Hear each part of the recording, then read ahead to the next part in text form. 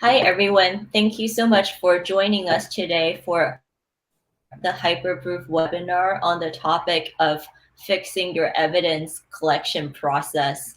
My name is Jing Song, or JC, and I'm on the marketing team at Hyperproof. Glad to see you, and I'll be your host today. We'll get started shortly, but before we do, just want to make a few announcements. First, this webinar is being recorded, and you will be able to access it on demand using the same link you used to register for the event. Second, we really want to make sure that we are adding value since you're taking time out of your day to listen in. So we would love to hear your questions and have a chance to answer them. We've dedicated time at the end for Q&A with our speaker. And with that, I'd like to introduce everyone to our primary speaker today, Aaron Poulsen. Aaron is Hyperproof Senior Director of Information Security, Risk, and Compliance. Aaron has over 25 years of experience working in a variety of technical disciplines, ranging from security and software engineering to compliance and project management. During this time, Aaron has maintained and enhanced security, risk, and compliance programs at 2 internet security firms. Aaron has facilitated a number of audits, including SOC 2, FISMA, PCI, WebTrust, and he's led internal audit efforts in maintaining a set of common controls. Aaron, thank you so much for being here today. Welcome. Thank you for the introduction, JC. Really appreciate it. Glad to be here. And Aaron will talk about our agenda for today.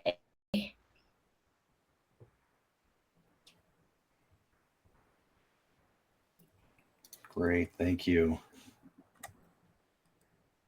Yeah, thanks again for the introduction, JC.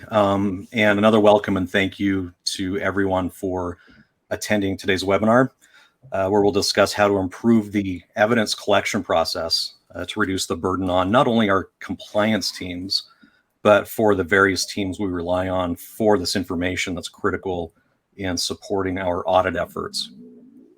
Going through the agenda, we'll start out and just identify why evidence collection is so hard, why it can be so difficult. If you've navigated through one or more audits, especially where multiple programs were involved, I expect there will be some vigorous head nodding as we walk through these challenges and enumerate them. Next, we'll touch on issues resulting from an inefficient collection process and what that means for your organization. And then follow up with kind of the flip side of that. What are the likely benefits that you'll realize from fixing these inefficiencies? Next, using a compliance operations platform can yield many benefits in managing the various controls, requirements, and risks we need to manage as compliance professionals. And we'll discuss how Hyperproof contributes to this effort, excuse me, especially around evidence collection. And then finally, as JC mentioned, we'll save time at the end of the presentation for Q&A.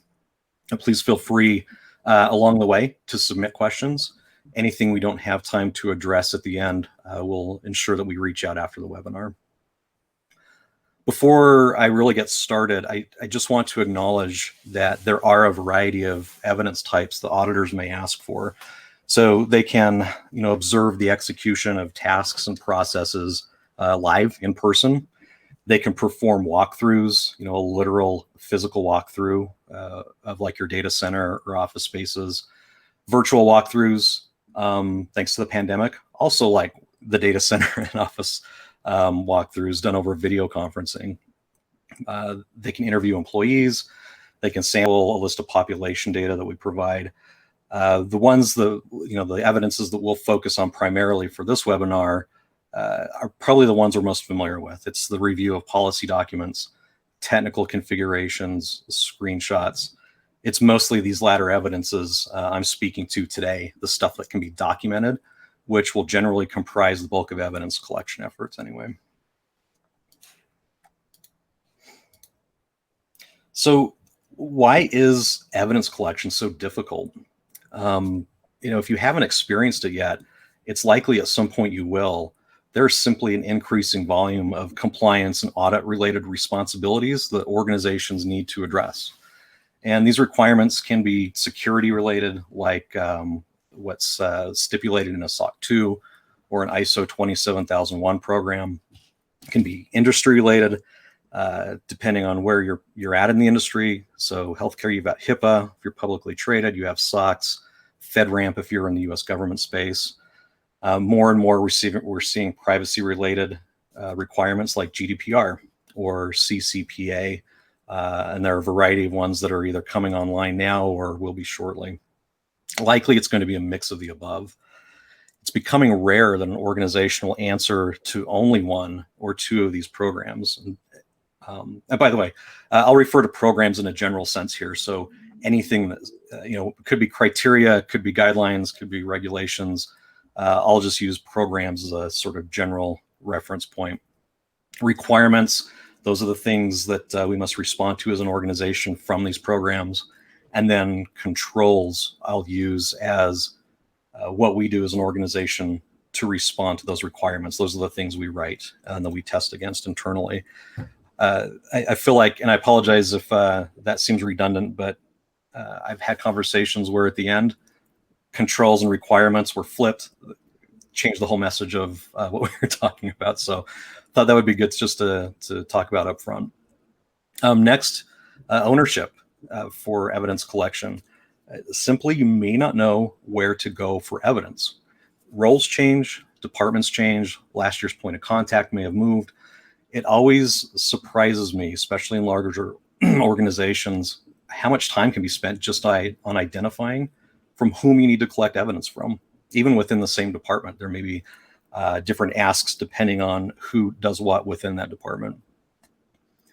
Priorities, this is a big one. Apart from the people coordinating with your external auditors, responding to evidence requests can be challenging because they just aren't prioritized above all the other work that needs to get done. And this is understandable. Everyone has their day job, but especially in the closing weeks or days of an audit, it can be really frustrating, especially when you need to get evidence to your auditors that still needs to be reviewed. Ambiguity of the requests. I've learned that sometimes it's good to be especially verbose when requesting information. It's not because I like typing a lot, but it ultimately saves time from minimizing follow-up questions. I've received, as an example, screenshots of like an empty bash shell with all of the information redacted. And if anyone's seen a bash shell, when you redact all the information, it looks remarkably like a black rectangle. It was done for my convenience, and while I appreciated the assist, it meant several rounds of follow-ups to get what was needed for a particular request. Lastly, and it's a growing issue, fatigue. It's not just fatigue of compliance teams, but for teams spread across the organization that support the evidence collection process. Sometimes too much is just too much. There are only so many hours in the day. And if you have multiple audits distributed throughout the year, requests start looking identical. Sometimes they are, though usually they aren't. And it seems the compliance team is always needing something. They're always pestering, which they usually do need something. You rinse and repeat, you do it all over again. And then one day you realize the audit fatigue is a real thing.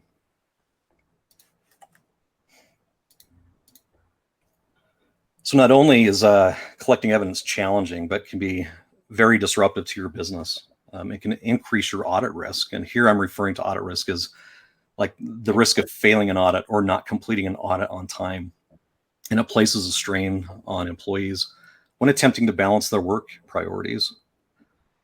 When conducting internal audits, like a controlled self-assessment to gauge readiness for your annual or external audits, not having an efficient and effective process for gathering information oftentimes means you discover potential issues the same time that your auditor discovers them, something we always want to avoid. We don't want to be surprised while an audit is in flight. And too much time devoted to that collection process means, out of necessity, less time for facilitating the audits, less time for addressing concerns raised during an audit engagement, and in general, just less time managing your compliance program. And overall, organizational risk increases without the ability to identify gaps in your controls. which is largely done through the periodic testing of your controls. And this testing relies on the efficient collection of evidence.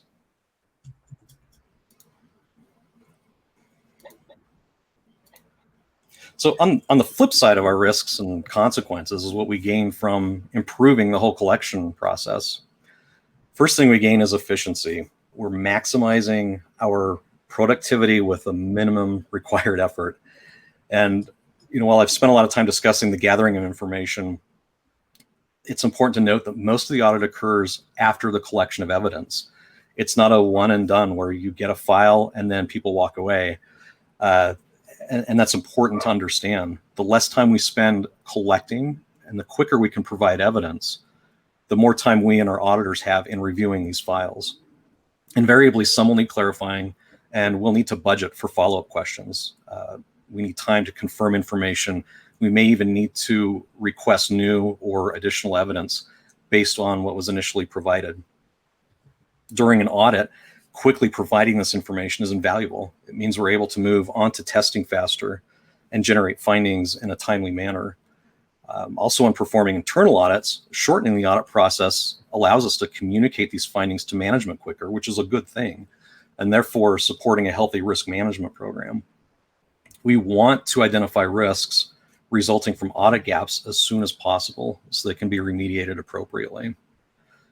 We'll also achieve consistency, not only in the consistent timing of evidence collection, which is important since we'll need to meet requirements based on various schedules. So annual, biannual, quarterly, all the way down to real time or continuous. But also the content and quality of evidence should become more consistent. Updating and reviewing a business continuity plan, for example, will likely reflect higher quality content if it's planned for in advance, rather than surprising the plan's owners that they need to get it done by the end of the week because, oh my gosh, it's about to become an audit finding. And lastly is just the accuracy in what we're collecting. In just a moment, we'll cover methods for improving the collection process, but needless to say, communication, whether it's synchronous or asynchronous, using manual or automated solutions, is a vital component in collecting evidence that is accurate. Being clear about what is needed, when, from whom, should ensure the quality of information improves over time. Sorry, that slide's a little wonky there. Great, so let's just jump into what are some of the actions we can take right now to minimize the disruptive impact of audits. I've listed these as manual. Some of these might be automatable, but these are kind of the things that chances are you could implement right away. And some of these may seem intuitive, but they're worth listing here. I've successfully used each to gain improvements audit over audit. First is, simply to communicate to your teams and set expectations. Let them know an audit is about to kick off and that you will need support from them for that audit. Nobody wants to be surprised by an audit. They're high visibility activities. They tend to be very disruptive if people aren't planning for them. So as soon as you know what will be needed from an evidence point of view, most likely from the auditor's document request list, evidence request list, let them know and be unambiguous with deadlines and what you're requesting. I found it's very helpful to err on the side of just too much detail here. The less time auditors spend on follow-up requests, the quicker the overall audit process. And so for me, it's been helpful to spend a little extra time being possibly overly detailed in my requests, just so I minimize the amount of back and forth that can happen. And if things are delayed, that just accumulates and accrues to where those last final weeks of an audit can be very, very chaotic. And it becomes extremely difficult to manage what you are collecting at that time. Next is to categorize the evidence to make retrieval easier for subsequent audits and controls testing. This comes down to good old basic file management. But I would suggest here that you be very explicit with naming conventions. Help yourself out and your team by using a naming convention This is one I've used successfully. It's kind of a long type of thing, but it's very helpful. I'll explain here in a second. But use a naming convention like category, object, description, and date. So instead of naming a file PA dash, I'm just using random numbers, 135813.config, use something like network dash firewall dash deny all rule, and then the date you collected it.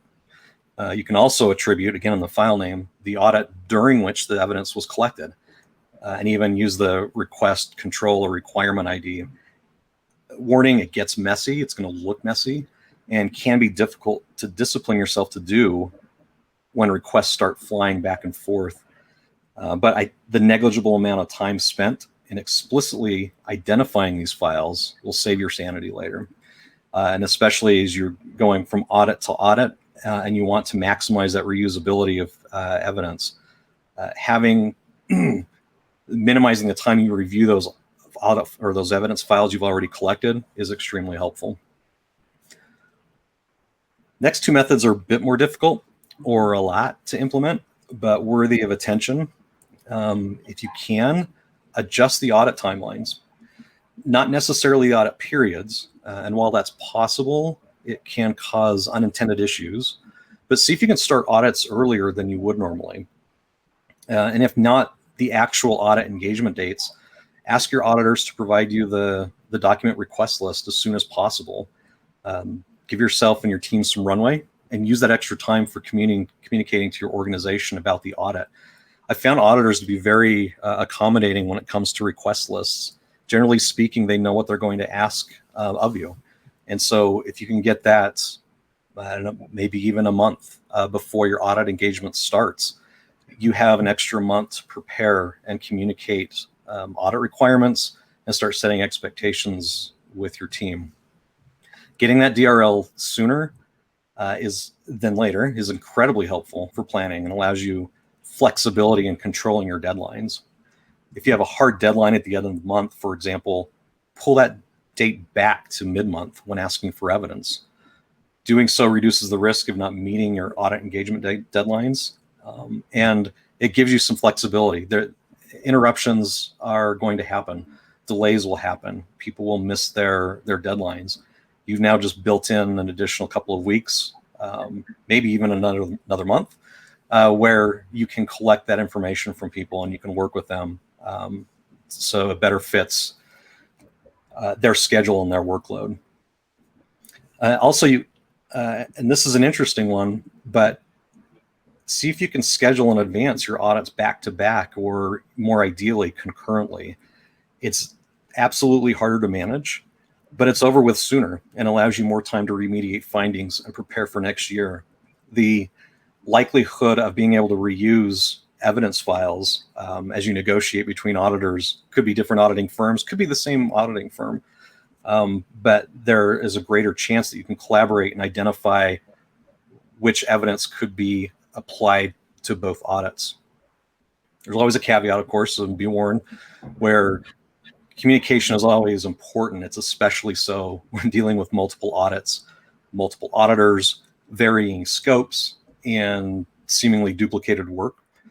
To your support teams where you're asking for this evidence, it will appear very much like they're duplicating work, because they kind of are. But this is where it's incumbent upon you as the audit facilitator to educate them that there are multiple or back-to-back audits in flight. And we're doing this to reduce the overall annual time dedicated to do this work. Ultimately, it saves them time, but it can be a hard sell when you're running these concurrent audits. And then finally, attempt to collect evidence less by streamlining your control set. So rather than maintaining a specific set of controls for each program, your ISO controls, your SOC controls, your FSMA controls, identify those that are common to all and map them across the various requirements. There will absolutely be overlap, and identifying where that overlap occurs is key to successfully streamlining. It's the set of common controls that really forms the foundation to effectively and efficiently not only collect evidence, but manage and scale your overall compliance program.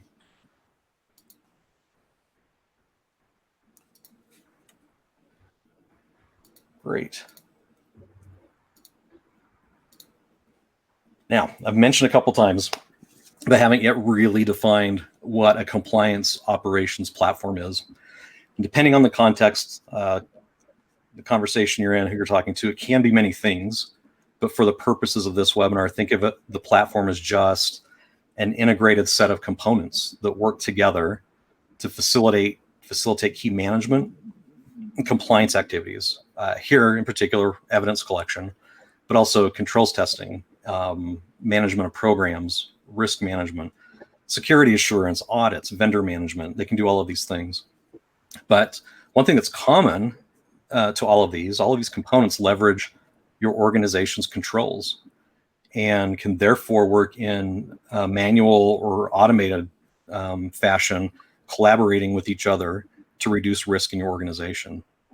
Also helps you retain your sanity, where you have one common set of controls to maintain that maps and affects all these other different teams and programs within your organization. It reduces the amount of duplicated work that you have to perform. The next part of what we'll be covering is I'll describe how Hyperproof's compliance operations platform addresses those challenges we enumerated earlier around evidence collection. And one moment here, I'll take a drink. Sorry about that.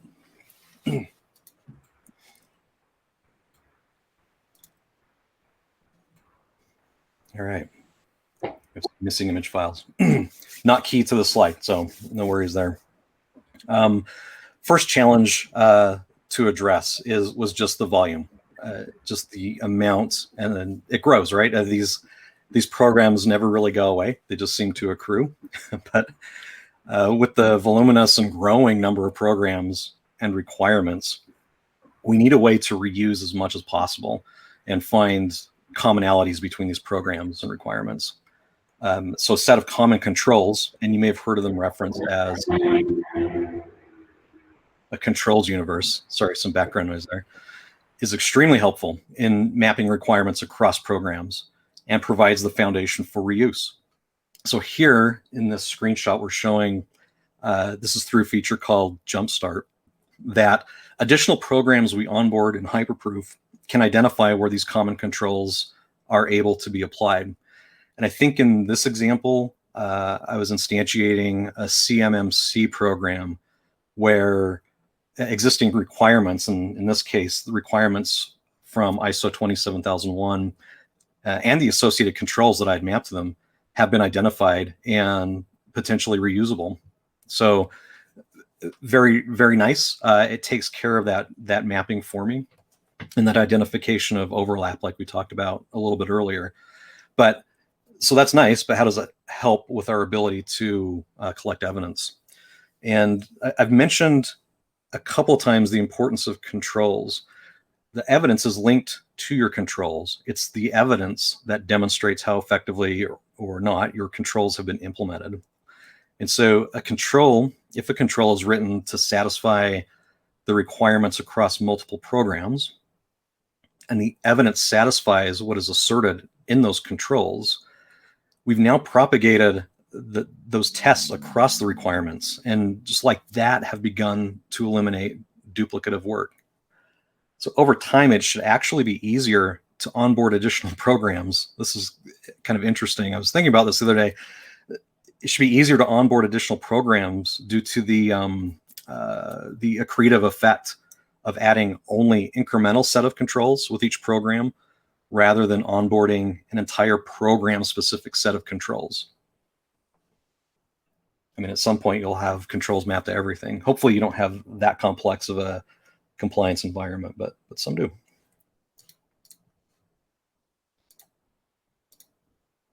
There we go. And, you know, I mentioned that we associate evidence with controls. And we do, and we certainly can, but there's actually a better way of doing it than simply using a one-to-one mapping. And this better way we have implemented using labels. And labels are incredibly powerful and probably best explained with a quick use case.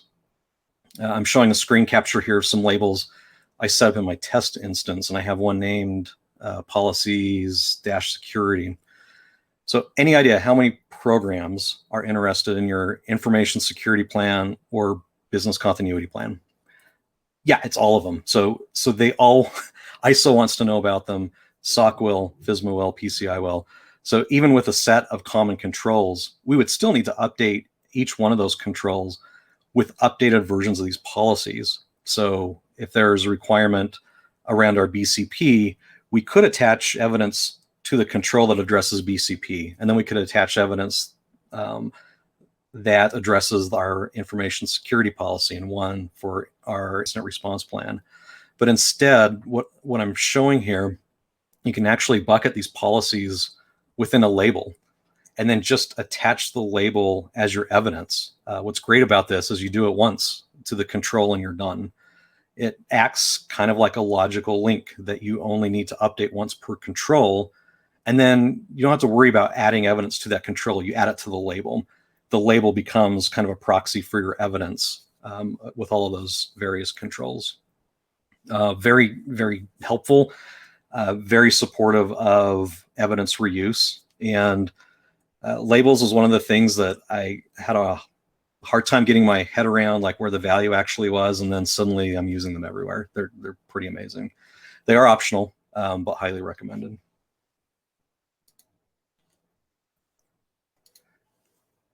And here we have some examples of evidence that you may be able to reuse, and you can do it through labels. That was one of the ways. But policy and procedure documents. These items here that we're listing, they are typically linked to controls that cross over to most programs. And so policies and procedures, they rarely reflect audit specific scopes. Not that they can't, they certainly can.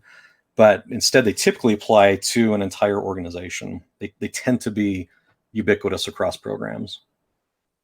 Anything that you're doing internally as a periodic audit, like access control reviews, security awareness training, vulnerability scans, those are the types of things that should be reusable. Tasks that are set up to repeat on a regular cadence, like vulnerability scans. Hopefully, all the assets in your organization are being scanned and should therefore be, audit agnostic. You wouldn't have to worry about scanning this server, but not that server. I think it's rare where you have that situation where you've de-scoped security scanning. Assuming that you have not done that, you should be generating scan data on a regular cadence. And similar to things that are set up on a regular cadence are event-driven activities. The onboarding and offboarding of employees is a good example. Lastly, I changed the bullet point here a little bit, but system configuration audits, data and system backups, and restoration activities. These are all good things where evidence collection is kind of, it's a standard thing across all the programs. And so finding inefficiencies in those standard things should give us a lot of value across all of the controls that we've mapped across all the various requirements.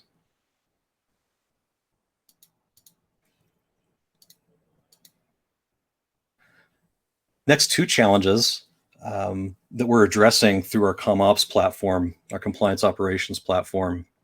Ownership, this is a big one. And I mentioned it earlier about ambiguity and what we're requesting of people.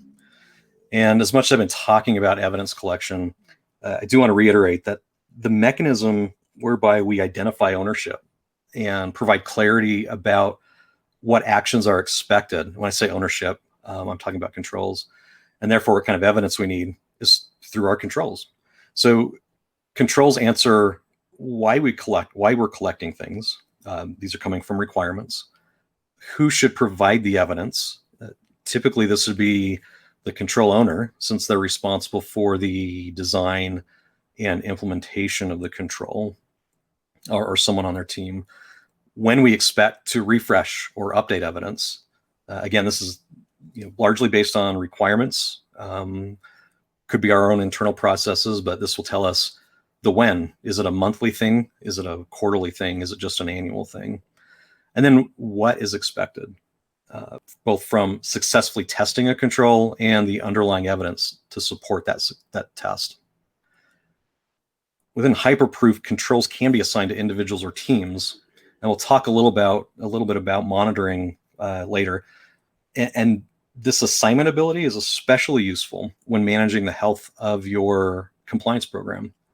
Quickly helps identify who needs help with their tasks, whether those tasks include evidence collection or whose controls are passing or failing. Control ownership is pretty critical when it comes right down to it. One thing it helps us identify is the who. So we kind of eliminate, if we've identified through the controls, from whom we're collecting evidence. I mentioned that earlier, kind of at the start, where it always surprised me how long it would take to identify my point of contact for evidence collection. If that's identified in the control, who actually owns that control, that takes most of the guesswork out of it. It should take all of the guesswork out of it. In many audits that I've facilitated, people ask what they're responsible for, and you can't rely on them remembering what you discussed during the last audit. In your mind, it's pretty clear. In their mind, they forgot about you after the audit was over. They're thinking, okay, I'll talk to them again a year from now. Having that persistent ability to assign and monitor control ownership is really important. Ultimately, nobody wants to be surprised. People want to produce and to put forth the effort that is required with the controls that we've identified that they own.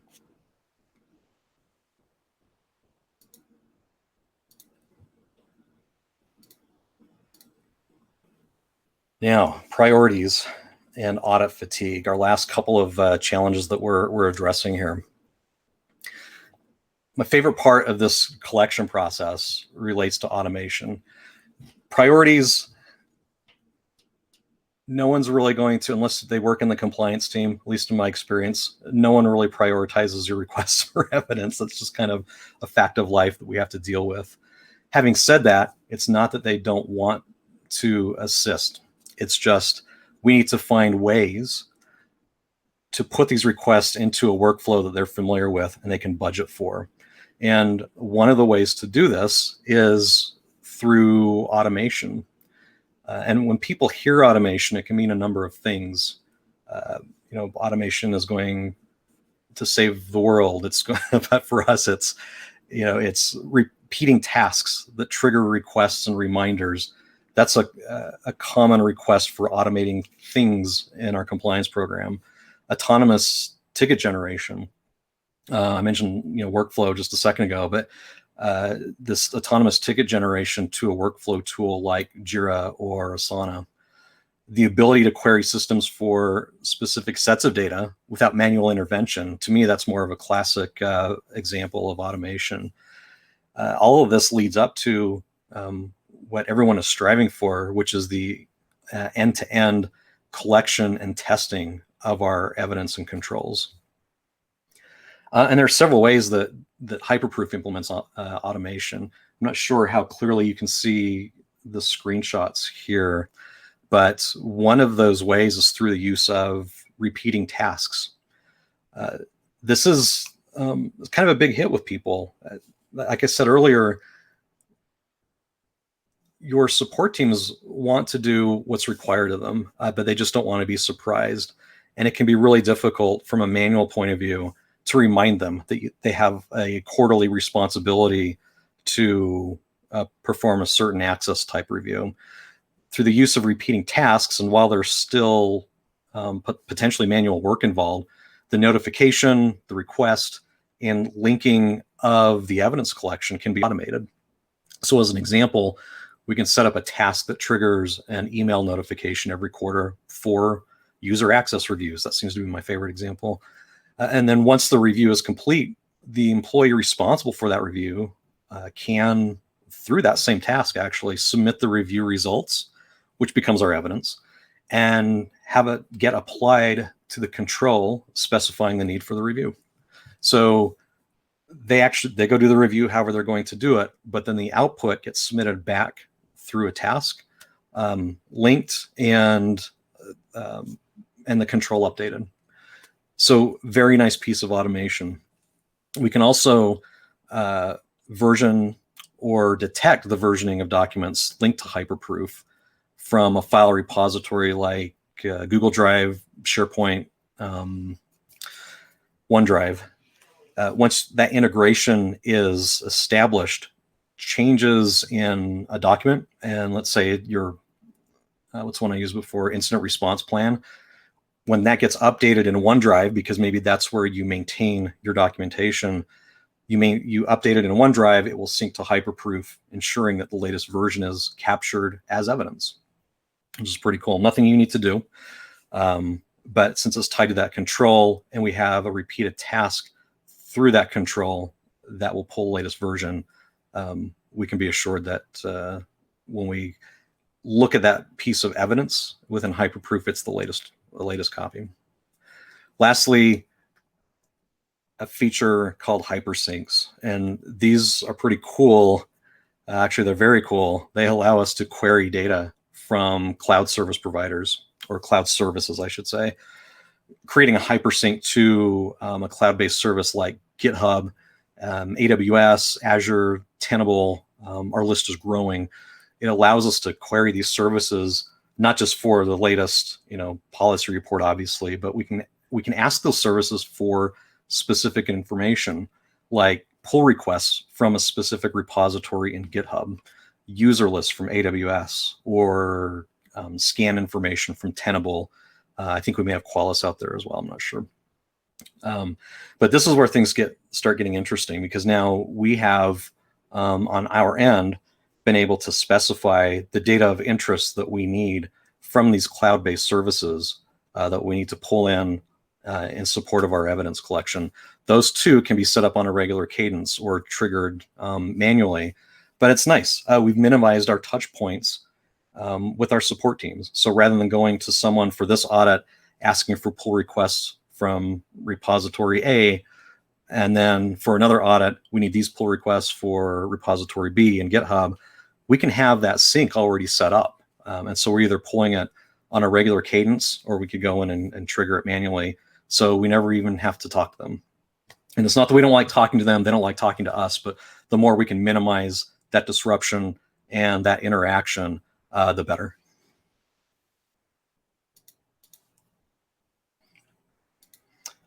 And here we actually, so here's an example of this is evidence that we pulled using Hypersync from our test AWS instance. It's system generated, and the data was queried directly from AWS. What we're looking at here is a screenshot of the resulting, I believe it's the PDF document. And we have all of the things the auditors will be interested in. We have the name of the proof. We have, these should be numbered 1 through 4. You get the idea. But we have the resource information, when we collected it. And something that's really nice, and I really like that we built this in, is a URL, a link where we source this information from AWS. Your auditors will almost certainly want to know. Your auditors will love this, is what my experience has been. It's like, this was great. You can pull this automatically. It's system generated. Auditors love spreadsheets until you give them one for evidence, and then it's like, nah, we don't want that at all. Show us where the system generated the data. The URL we have here, we can go directly to our instance and show them, look, this is where we pulled this data from. You can see it here in AWS. You can see it here in the report. We can do this for each piece of evidence we collected, or you can just be assured that the process works. And here's our population of whatever it may be, pull requests, or this is the list of running processes. We may have dozens of these that the auditor needs to review. We've just, by stepping through the process once, we should have eliminated having to query and pull this data for each of those individual evidence files, because we've already done it automatically. My experience showing this to a couple of auditors was this is great. It's pretty amazing. And yes, having the ability to step us through and show how it was sourced and compare that to the resulting output, made him very happy. And it's great for us for managing our own internal compliance programs, because again, we minimize those touch points with our support teams. And as the compliance industry evolves and we're moving towards a more agile methodology, we really need to have this ability to query in real time or near real time information from various services in our organization. Next, we have a list, and really apologize for the formatting here. Hopefully, it's still somewhat readable. Aaron, if you want, maybe sharing your screen is a better way to go with the slides on your desktop. Let's see. I have a number of notes on my slide, so I'm not sure if it's going to help out very much. I think it would actually become more unreadable. Maybe if someone can let us know in the chat if this is, I think we can still move through and get the message across. The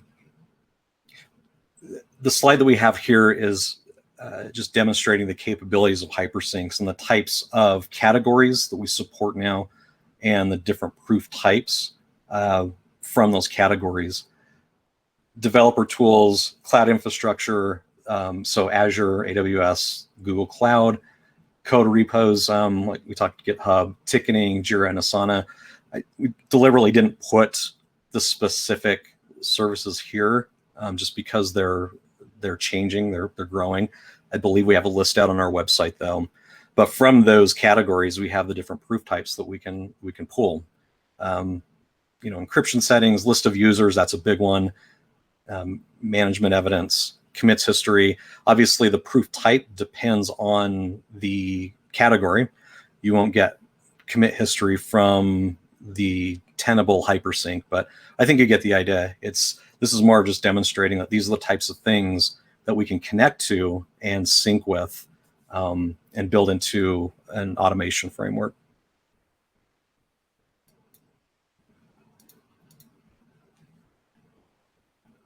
And this is just a continuation of the different types of evidences that we can automate. Access control evidence, this is a great one. Being able to pull your list of users from IAM tools like Okta, pulling them directly from something like AWS, security scans, excuse me, being able to pull in your regular vulnerability scans from Tenable or Qualys. Again, I'm not sure if that was supported. I know it's one that was on our roadmap. The annual policy reviews, these always seem to be gotchas. I mentioned before, the things that are done annually seem to get lost a little bit easier. You always think you have time until you're in an audit and then find out, hey, we haven't looked at our disaster recovery plan in 363 days, and we've got 2 days to review it and update. These are the types of things that we can automate and flag if it's coming up on that due date and we haven't done it yet. That raises an alert to the control owner. And this last bullet point doesn't sound like a lot, this passive external security testing, but this kind of postures us for what's coming next and the really exciting stuff, which is being able to provide end-to-end, not only the collection, but the testing of the evidence that we collect. And through that testing, reflect on the control health, risk health, something we haven't really addressed in the webinar today, but the risk health, and therefore our organization's entire compliance program. So kind of the next phase, once you set up those automated ways of collecting evidence, is we have it. Now what can we test? So there really is no manual intervention at all. Kind of cool. Actually, very cool. The last challenge we'll address here, again, as priorities, but in a slightly different way. It's really important to know what's happening with our overall compliance program and having the ability to visualize health in the various states of controls, of programs, the teams, the tasks. There's a lot that goes on in the management of our program, and raising awareness of that through something like a dashboard is pretty crucial to maintaining our programs month over month, quarter over quarter, and emphasizing where we need to focus and prioritize our attention. Mentioned that we can assign controls to different owners, different teams, and through something like a dashboard that we're seeing here, if we're able to identify that maybe the HR team consistently has failing controls or is not responding to our evidence requests, it gets difficult to talk to them on a regular basis and find out, hey, I think I sent something to you a month ago. You may have sent it to me. I don't know.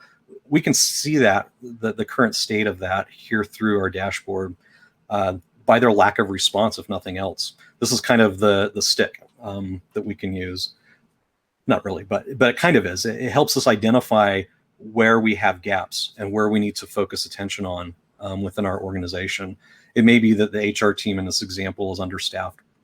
And so what we need to do is help them out, or at least raise awareness that, hey, we are at risk for our next audit because the HR team has not been able to act on controls. And we can show where these tasks haven't been responded to, or we did receive evidence and it failed the control testing. So that's the kind of stuff that our senior management wants and needs to hear, because it's through them they'll allocate more resources to the HR team. Again, in this example, I'm not picking on the HR team in particular, but any team really, if they need more resources, if there's something going on that we don't have visibility into, it allows our senior management team to address that and remediate that risk or address that risk before it becomes bigger.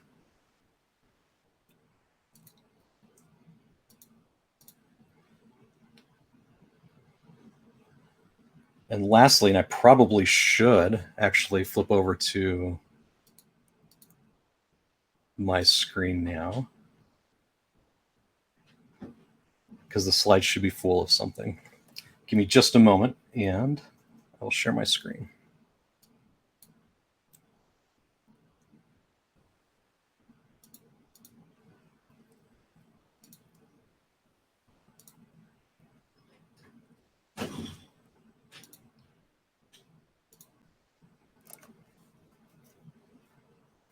Here we go. Actually, let's do this. Present. Interesting. Okay. Kind of a small version. I don't know how well this can be seen. We have this on our website. So it may or may not, we'll see how successful I am in describing this to you, but I've mentioned compliance operations earlier as a platform. It's really kind of a framework that we at Hyperproof employ and sort of evangelize. What I've discussed earlier, there's a lot around controls management because that's really where it starts. And through this compliance operations framework, it supports our compliance initiatives, our audit initiatives, risks, and security assurance. We wanted to make it intuitive, easy to implement. This refers to the platform, and operate and scale. And when I mention, a common set of controls, that's really key in allowing your compliance programs to scale up. Again, it's rare that we'll have one or two programs that we need to answer to. It's more likely we will have 5 or 6. And believe me, once you get to that second program, you start realizing the scaling issues if you don't have something in place, a solution in place that allows you to do that with minimal impact to your business. We like to engage the organization where they work. So if you're using Jira, we can integrate with Jira and make that as seamless as possible, again, for this controls management and automation. Looking at the circle, those are activities that surround the management of those controls. Automation is a big component of that. And I suspect in future webinars, we'll have more to say around automating the controls, the evidence collection process, and testing. And I think I've covered a lot of this already throughout the presentation. So what I will do now is just reference the resources that we have. For more information about compliance operations, we have great material on our website. If anyone's interested for a demo, please reach out to us, and I welcome anyone's email. If you have any questions that we can't answer here in the next 10 minutes, please reach out to me. And with that, I am going to end my part of the presentation and turn it back over to JC for the Q&A. All right, sorry about that. Some of you said the slides are kind of blurry, the resources slide. We have made it back to the slides. Hopefully you can see these better now as the native slides. So thank you, Aaron. We have some questions here. The first one is, does Hyperproof have a licensing model for managed security service providers? I will go ahead and answer that question. Yes, we do. We have a couple of, you can certainly use Hyperproof as a subscription if you're somebody who is working with clients on an ongoing basis to help them set up compliance programs and manage them. So if you want to talk to us about that, we'd love to talk. You can contact us on our website. The next question is around how do we, the phrasing is, when do we see an end-to-end product demo? I think if I understand your question, if you want to see an end-to-end product demo, we'd be happy to do that. You can contact us on our website to do so, and someone from our sales team will be happy to do that for you. Let's see. There is another question, and it is about the open security controls assessment language. The question is, with a lot of compliance programs adopting the open security controls assessment language, does Hyperproof have plans about this? Yep, and I will answer that one. It's a great question, and for those who may not know, OSCAL, I believe, was just recently adopted by NIST as kind of a standards reporting framework for, I believe it was for, well, I think it could be for any program under NIST. It's something that has been raised as a feature, and it's something we're looking into. I also heard that it might be a requirement for reporting, I think, SSP information in the next couple of years. So it's something that is something we're looking into. Still pretty early on in how best to implement and integrate that language, but it's just to let you know, it's something we're aware about and looking into. So. Next question, what common control framework is in place, UCF or SCF? Good question. SCF is the framework that we built a lot of the common controls around, and we didn't talk a lot around, the common control set. We provide illustrative controls within Hyperproof to help organizations get started. Ultimately, those controls will need to be tailored to each individual organization. And the mapping of those controls across the different requirements, I believe, was based largely on SCF. It's a good question. We have another question. When will Hyperproof planning to be FedRAMP authorized? It's actually what I'm working on right now. So I'm in the process of performing a gap analysis with our current programs, our current controls, our policies, our procedures with FedRAMP. And I don't have a specific date, but we're in the early stages of performing that gap analysis and moving towards our FedRAMP ATO. Thank you. Next question. what are the different levels of access someone can have in Hyperproof? How can I ensure that certain evidence is only seen by the right people?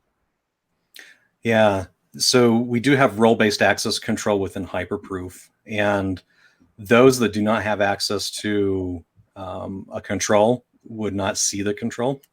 And I believe that replicates down to the corresponding evidence.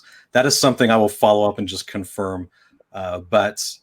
But essentially, for the different modules within Hyperproof, and we didn't get into risks, vendor management, audits, as far as Hyperproof's capabilities, but it is based on roles, and you do have the ability to allow access into certain areas of the application and see specific information like that. That is a concern, and I understand the need for that question. There is some evidence you just don't want publicly available. Even when you've limited access to Hyperproof, you want to restrict it even more. Customers are asking our security team to respond to questionnaires frequently. Does Hyperproof do anything to make those questionnaires easier to respond to? I wish I could say absolutely yes, but that is one feature we do not have implemented within Hyperproof. I struggle with it, by the way, answering customer questionnaires. There is something that we are considering as far as partnering with other solution providers to build that into Hyperproof. I'm not quite sure the specifics, which would allow answering the questionnaires to be a bit more efficient and less painful. But sorry, JC, just a caveat to that. The questionnaires that we would send out as an organization to our vendors, that is supported within Hyperproof. But I believe the question was specific to those customer questionnaires coming in. Mm-hmm. Let's see. Those are all the questions that we received today from our attendees. Well, with that, I want to say thank you everyone so much on the line for joining us today. We hope this was relevant and valuable to your work day to day. And I really want to thank Aaron Poulsen for presenting and sharing all this great information with us. Thank you, Aaron. Thank you. Are there any kind of last things you want people to remember if there's one thing from the webinar today? There is, and it's actually something I didn't mention, but I think it's really important. When we talk about evidence collection and audits and controls testing, it's tempting once an audit is over for everyone to relax and sort of walk away and pat themselves on the backs. But it's always good to remember that the next audit starts as soon as your current audit ends. And so be diligent with your evidence collection, having the ability to set up, the repeating tasks, the automated collection of evidence should help mitigate any gaps in doing so for your next audit. It's always nice to just say, oh, let's not do compliance stuff for a little bit because that was tough, but it's constant. The next one starts as soon as the last one ends, and it's it's exciting, but it never stops. So be diligent. Thanks for that comment. Appreciate it. All right. Thank you so much, everyone. Thank you, JC, and thanks everyone for attending. Cheers. Bye.